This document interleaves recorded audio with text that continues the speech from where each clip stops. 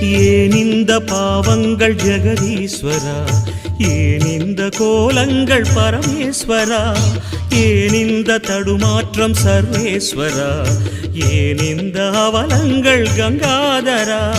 மூன்றாவதாம் உன் கண்ணையே நீர் திறப்பீர் உலகுயவே. ஆதி அறியாமலே வாழ்ந்து வரும் வாழ்விலே ஆசைகளின் ஆட்டமே பாரு.